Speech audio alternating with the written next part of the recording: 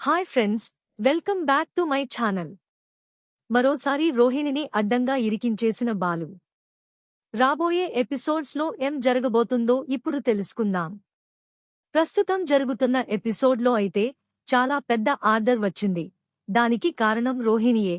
రోహిణి వస్తేనే ఆ ఆర్డర్ ఇస్తానని చెప్పారు అని మనోజ్ అయితే ప్రభావతికి చెప్తాడు. ఇంకా ప్రభావతి అయితే సరే అని రోహిణి ఫర్నిచర్ షాప్కి వెళ్లడానికి ఒప్పుకుంటుంది. కాని బాలుకి అయితే ఇదంతా పెద్ద డ్రామా లాగా అనిపిస్తోంది. మరోసారి రోహిణి ఫ్రాడ్ చేస్తుంది అనే డౌట్ వస్తుంది. అదే మాట మీనాతో కూడా చెప్పి వాళ్ళ ఫ్రెండ్ని కలవడానికి మీనని కూడా తీసుకుని వెళతాడు. అప్పుడు ఆ ఫ్రెండ్ ఒక పెద్ద కారులో మంచి సూట్ వేసుకుని దిగుతాడు.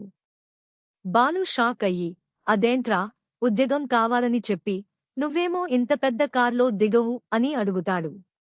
అప్పుడు వాళ్ళ ఫ్రెండ్ అయినా రాజు అయితే, ఇది కూడా నాటకంరా, ఒక ఫర్నిచర్ షాప్లో ఒక పెద్ద ఆర్డర్ ఇవ్వడానికి నన్ను ఒక పెద్ద బిజినెస్ మాన్గా నటించమని ఒక ఆమె 5,000 రూపాయలు ఇస్తానని చెప్పింది అంటదు. షాప్ పేరు ఏంటి అని బాలు అడుగగా ప్రభావతి ఫర్నిచర్ షాప్ అని అంటాడు. నీకు డబ్బులిచ్చిన ఆ లేడీ ఎవరు అని అడుగగా రోహిణి అని అంటదు. ఇంక బాలు అయితే సరే, మనం మళ్ళీ కలుదాం అని వాడిని పంపించి ఫర్నిచర్ షాప్కి వస్తారు. అక్కడ ఈ రాజు అయితే రోహిణి గురించి బాగా గొప్పగా చెబుతూ రిచ్ మాన్ లాగా నటిస్తూ ఉంటాడు.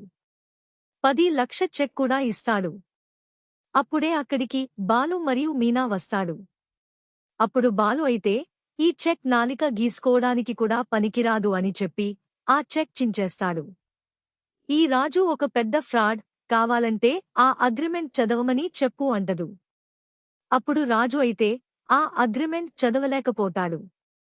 అప్పుడు బాలు అయితే నీ భార్య నిన్ను మళ్ళీ మోసం చేస్తుందిరా అని మనోజ్తో అంటాడు. దానితో మనోజ్ ఒక్కసారిగా షాక్ అవుతాడు. ఇంకా బాలు అయితే రాజుతో, వీడు మా అన్నయ్య, ఈ షాప్ మాదే అనే అంటదు.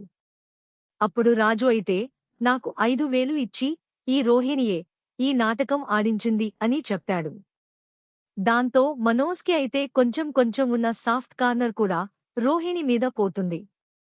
ఇంకోసారి నిన్ను నమ్మితే నా చెప్పుతో నేను కొట్టుకుంటాని అని చెప్పి అంటాడు. ఇంకా బాలు మరియు మీనా అయితే ఇంటికి వెళ్ళిపోతారు.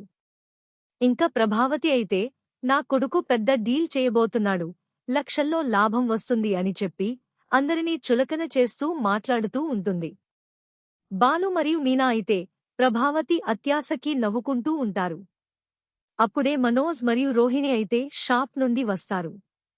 చెక్ ఎక్కడా, డబ్బులు ఎక్కడా, డీల్ ఓకే అయ్యిందా అని ప్రభావతి అడుగుతూ ఉంటుంది.